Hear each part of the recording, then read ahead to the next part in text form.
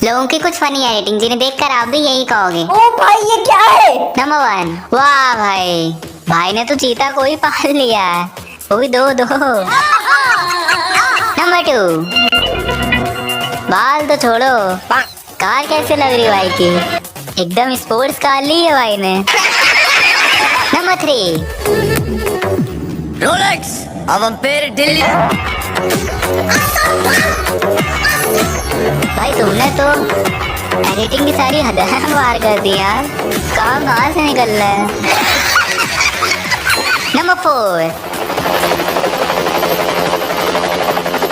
भाई तो हेलीकॉप्टर से लटके लटके दिखा रहे हैं, वो भी चप्पल पहन के। इतने तेजस्वी लोग हैं हमारे पास। नंबर 5, क्या हम भी अपनी शादी में ऐसे ही एडिटिंग करवाएंगे, मस्त लगेगा।